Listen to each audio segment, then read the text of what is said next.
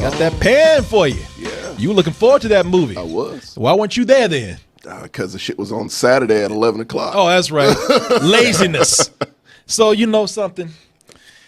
A lot of people have been talking about this film because I think it got pushed. It was supposed to come out. It did. Was it supposed to come out this summer? It was supposed to come out this summer. Yeah. And to quote, this is not my joke, but to quote my little man Josh over there, he came in and said, "I hear panned is being panned." Martin would have been proud of you, Josh. Martin slow clapped. Man, he robbed me of my opportunity to say it right now. That's why I said it. I said, don't even think about it. It's been done. We heard it once today. That's how you defeat him. Yeah. Preemptive pun strikes. Exactly. But these fellas right here, they do have a point. The movie has not been getting some good word of mouth. Yeah. But of course, we being the law of the land right here, you not believe a word until we say so. This is a prequel to the story of Peter Pan. Who wrote the book, Martin? J.M. Barrie. J.M. Barrie. J.M. Barrie told you about the boy that could fly, but who was this boy that could fly before he actually could take to the skies? Who was the baddest motherfucker running Neverland before Captain Hook came into being? How did Peter Pan meet Tinkerbell? And how do these people get these wondrous ships up into the sky? And so much to talk about behind Peter Pan, the legend. We surely need to know about all this. Oh, yeah. A lot to explain. A lot to explain. Or is there? I was going I don't think there is. Now I know some of the kids out there, what they want to do with this. They want to up Peter Pan for the modern day kids. Yeah. You know, Peter Pan, people say, man, I don't want to see this old punk ass motherfucker flying around in green tights, looking all sissified and shit. I want that edgy stuff. I want my Peter Pan gritty. Peter Pan was always edgy. First off, Peter Pan himself was a prime A asshole. Yeah, yeah, he was, man. He really There's was. just no getting around it. Love to fuck with that Captain Hook. And Tinkerbell was a bitch. But she was hot. Oh, yeah, and she was fine hot. as hell. Oh, yeah, absolutely. But, fairies, everybody goes, oh, fairies, they're so pretty and Disney-fied. And fairies were always like little chaotic / evil spirits. Yeah. And you know something, that's one of the things that I will defend this movie on. A lot of people, they're coming out and they're saying, oh, this is much uglier and grittier than Peter Pan and the mythology behind it ever needed. And I'm thinking, yeah. I'm thinking, you know what? In a way, it is. When you go to Neverland, the kids are in slavery. Pirates are making them look for pixie dust. For what? I won't ruin it for you. I'll let you find out in the movie because actually it's kind of stupid. But okay, we just gonna cut to the chase on this. Yeah. I mean, I'm not saying that the whole movie's bad. I'm just saying that part kind of dumb. But anyway, kids in slavery looking for pixie dust.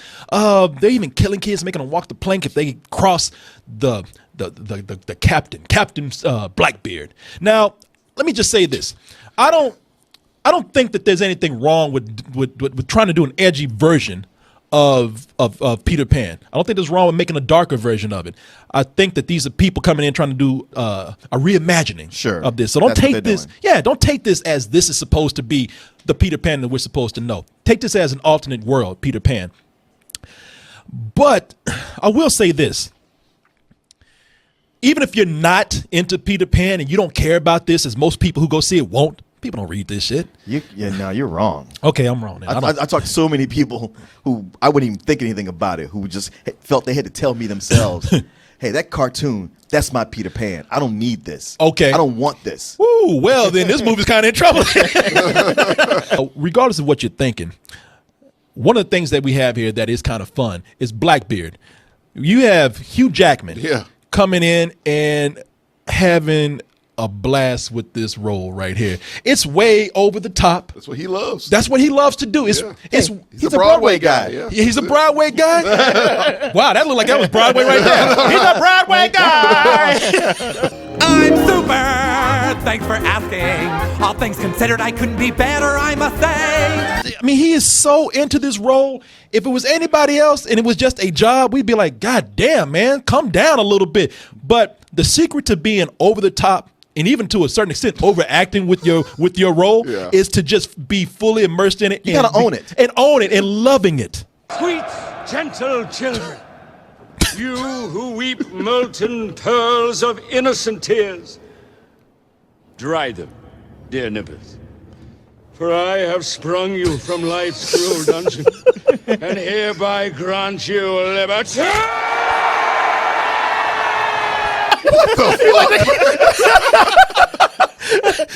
Like he would have looked at somebody like, is everybody buying this? He really was. Hey, Hugh, too much. I know. Dial it back. Even Peter Pan, he's like, is that a fucking man or a woman up there? God damn, what the? Y'all listen to this asshole? Just for the way he's standing. Like, what the fuck? Suffer no more. Come unto me, you are who? Okay, Hugh Jackman. It's too much. Forget that Wolverine shit. He's a drag queen, man.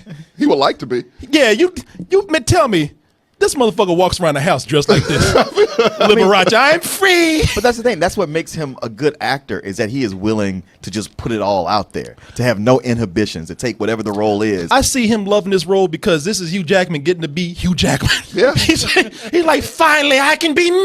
That Wolverine shit's holding him back. Like, if he could go to drag shows and dress like this, he would do it, man. That's him on a Saturday. You know what? Motherfucker looking like a transvestite Ike Turner. Whoa. Look at it, man. Looking like a white gay Ike Turner. That right there, I enjoyed watching that. I really did. It was way too much. But Yeah, I said, tell you from know that something? scene. Yeah, just It sets a tone. Like when you get to Neverland, everything you see just coming up to this part is very fantastical. So it only makes sense that you would come to something that lavish and over the top. yeah, it makes it. Yeah, it really is setting a tone for the whole movie. The whole movie is pretty bombastic, man. Wow. But the other thing that's great about his performance is that he is Captain Hook here. Like, we have somebody else playing Captain Hook, but this is Captain Hook. Yeah. He's British. He's a pirate. Yeah. He's an actual captain, and He wears mascara. he wear and wigs. Granted, a gay pirate, but he is a pirate. Now, the Captain Hook by name in this movie is played by Garrett Hedlund, and I don't know what the fuck he's doing. That's what I was saying. He's a cowboy. Yeah, I was about to say that's what it looked like from the trailer, but I was like, clearly that can't be. It makes no sense. And as much as you want to go like, hey, this is a movie that's all about fantasy, it doesn't have to make sense. You got to make some sense. And it makes no goddamn sense whatsoever. You were watching him the whole time, and like if you were standing in front of people like, who the fuck are you supposed to be? Yeah. All you want, kid. But knowing where you're from, that's half of knowing who you are. That's more than most of us here will ever know. At least you know where you come from.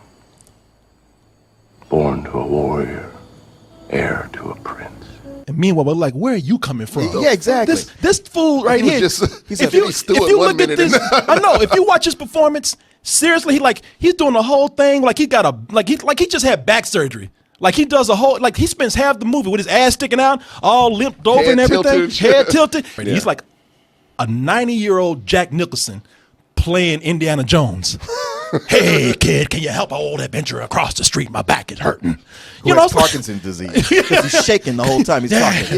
Yeah, Tommy, I don't know why I'm talking like this. Honestly, he plays him like he's really a cowboy, but then also has like a cartoon of a cowboy. Yeah. Like, almost as if he's faking the accent within the show. It's like he's in a Western in the 1950s.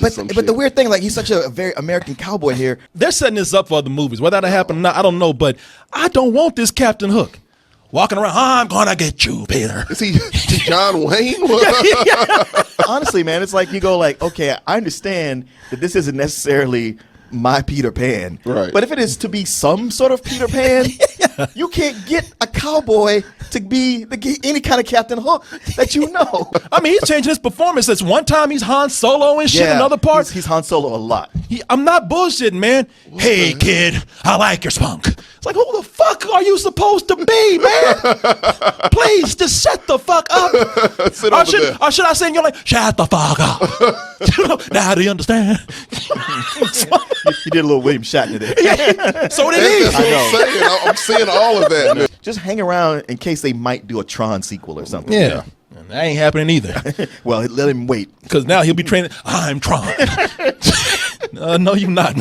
So, they don't know what to do with this character is Tiger Lily, man. Oh, yeah. Rooney Mara. Yeah. Rooney Mara is Tiger Lily, and there's been a big controversy over that role because they're saying, now I know what the movie's trying to do. Tiger Lily, for those of you who know Peter Pan, Native American. Right. And I know the movie wanted to avoid the whole controversy of putting in Native American stereotypes. Right. I don't blame them for that. When you make the leader the only one that has most of the lines a white girl and all of the rest are brown and Asian, Yeah. I got a problem with that. The Pan is our tribe's bravest warrior. It's our tradition to grant you the chance to win your freedom. Do you see this? Like, she's up there. The Pan is the pride of our tribe. And she's talking Queen with Elizabeth. She's talking with a British accent. And everybody else talking that ooga booga shit behind her. Ooh, booga, black. Ooh, you know, it's like, Well, you the know, fuck? man, you know how the British accent is that sort of ubiquitous, like catch-all foreign accent. You got an American actress to talk with a British accent. Right? Why did you go around that far? And Yeah, meanwhile, right. everybody else looking like they from Africa. She's looking like she came from Coachella or Burning Man. Burning Man or some shit. and that's the thing they do. They try to get around having the Native American stereotype by it's a tribe of all different colors. It's like the tribe of the United Colors of Benetton, and they throw a bunch of colors on them, so you can't peg them as any one thing. Yeah, but we know shit because, we know. and it's funny because they throw a whole bunch of color behind her. There are moments where the movie is fun. Like, I particularly like that scene right there for the acrobatics that we have. But the movie really doesn't know what to do with any of the good ideas that it has. I don't think, that Peter Pan, the Disney version, that is my Peter Pan. Sure. And Disney did such a great job at it that people don't even know that there's a book. Right. People. That's true. Like most Disney stuff, like people think Cinderella and Snow White, they think all those are Disney properties, and Peter Pan is no different. Fuck, Steven Spielberg can pull some shit like this off. So what the hell makes this dude think he could? Actually, and I'm gonna tell you something. You remember because you're thinking about Hook. Yeah. You thinking about Hook when you were a kid. Is it better? Hook, no, Hook is worse. Hook is never. That's what I said. It was horrible. When I Oh, was a yeah, kid. yeah. He couldn't do that. It are hopes that a lot of people, as we go on through generations, don't know a whole lot about Peter Pan to the point where they can take this and crowbar some of the other blockbuster movies that they've seen so that they can make this thrilling for the kids out there. It is directed by Joe Wright. And Joe Wright, besides Anna Karenina. Anna Karenina, yeah, that's probably his biggest movie that's closest to special effects, like a big special effects film.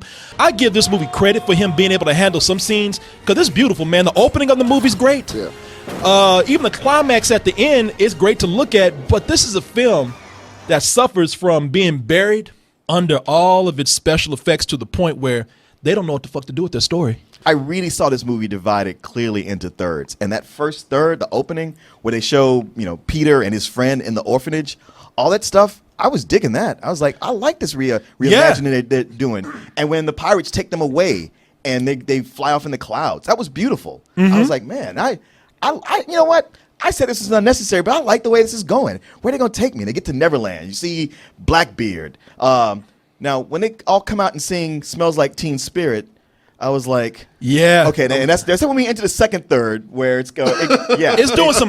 See, that's another thing. It goes like it looks like it's going to become a musical at that point. It's a Baz Luhrmann moment. It really Oh, is. that's exactly what I was thinking of. I was Yeah. hoping you didn't say. They have Yep. they have two moments in the movie for no reason, out of nowhere. I have no clips for it, but they play "Smells Like Teen Spirit." They do a pirate chant and also Blitzkrieg Bop from the Ramones. From the Ramones. Really? Yeah. I couldn't remember what the other one was. And if the whole movie had stuck to that theme, be like, okay, this is kind of cool, but they do it twice out of nowhere. That's bizarre. That's the thing. That last third of the movie, I thought was just garbage. It was all over the place. It's nothing but a cacophony of special effects and action sequences. What character is there? I hate him. Peter Pan himself, the kid. He starts out. He's spunky. He's like, fuck the rules. Hey, you and me, my best friend, we gonna get all this shit they jacking from us. Yeah. He's a badass. He gets to Neverland and he's just the most sissified little kid. He's got no spine whatsoever. He ends up just in a corner crying most of the time. I thought the kid's name is I think it's Levi. Let me see here. Levi Miller, man. I thought that kid was great as Peter Pan. I was disappointed to see the movie not live up to the lore of Peter Pan because I thought this kid nailed Peter Pan perfectly, man. If he had a chance to actually do Peter Pan type stuff. It's one of those movies where it's just like, Yeah. here you go. Here's everything. We're just taking beats from every other movie. Nobody's writing anything original at all. It's just special effects. It's jumping from one boat to another. I was like, can we just end this already? No. I'm ready to go. I hate movies with prophecies. Man. First of all, we know the character. They still doing that shit. doing that And I hate it because not only do we know the character's going to be all right, but they follow the same storyline right down to the same goddamn speech. A prophecy foretold. The legend says that the one will show up and do the thing that requires him the stuff and the la la la. And If you could just fly, that would take care of all this. I know, but I'm afraid. No, okay, I'm sorry. Maybe I didn't say that clear. If you would just fly, none of these people would have to die, and we could take care of all this. I know, but I don't know if I can. Oh my God! I Okay. know. And that's another You thing. don't want to just decide to throw this motherfucker off a cliff and just see what happens? I wanted to. And that's another thing. It's like, you know what? If you just believe in yourself, fuck you. You know, come on, man. And this is a real big screw you to the fans of Peter Pan, because while they're too busy out there trying to be, I say Star Wars, Martin says Pirates of the Caribbean. It's all of that, really, when you get down to it. While they're doing all that, they're not being Peter Pan. I know it's a prequel. There's no fucking excuse for that, because if you want to do that, don't give out those little cheating winks and nods to the Peter Pan fans. Hey, remember the crocodile that ate Hook's hand? Oh, we got the mermaids. Don't blink. You might miss them. It's like, do it or don't do it. Thank you. That's how I felt too. Because you can't say like, hey, this ain't that same Peter Pan. Oh, but here's something you remember from Peter Pan. Like, you can't have it both ways. It's a movie that whatever it thought it was going to be at the beginning, it didn't know what it was going to be at the end. And it pretty much just said, you know what? To hell with it all. We can't have everything, so we will have nothing. We'll just throw it. Man, you summed that up perfectly. Yeah, we'll just throw a bunch of paint up on the wall, hope it looks pretty to you, and we hope that you pay your money to see it. I'm giving this a rental, and it's really distressing to see that, because as much money that went into this, a lot of people love to see a big budget version of Peter Pan like this, and I really believe that this movie's going to flop. I think so too. I think there's no way they can earn their money back, because I talked to so many people who don't want to see it. For all the promise it started out with, it just becomes nothing but a bunch of loud colors. And the screenwriter, I feel bad for him, because I can tell that this thing has been rewritten back to hell, and he's just the one who has to take the blame for it. Yeah, sorry, bud. Man, yeah, you the last one to get that script. Yeah, after everybody's done shit on it. Or so maybe he was the first one, but he had so many people come in and change stuff. Oh, really? In studio. I say it's just it has the mark of all that. The mark of a studio that says put more effects in, put in more action, do this, simplify it. Don't make it too smart. Yeah. This is for kids. It's for younger kids. It's for infants. It's for fetuses. put it out there. Yeah, man. The fact that it started out well and it is pretty is enough to keep me from giving it the lowest of low, but it's a low rental. Low rental, yeah. For those of you who want to go dark with Peter Pan, because I don't want to see y'all lighten up with this. I mean, go dark. I think the attempt here to go dark was good, because if y'all lighten up from this, if this scares people away and they want to make a lighter Pan, we're gonna get that shit where we got the chick with the short hair flying around in tights, looking like the flying. I forgot all about You remember that was on NBC? Christopher Walken, and what's her name from Girls? Whatever. Allison Williams. Yeah, whatever. Yeah, it's in. We're gonna look like the flying lesbian. It's actually a Broadway tradition to have a female play Peter Pan. Well, stop. Ladies and gentlemen, Justin Bieber is Peter Pan. He's flying, pissing on people, spitting on people. I'm better than you. Hey, bro.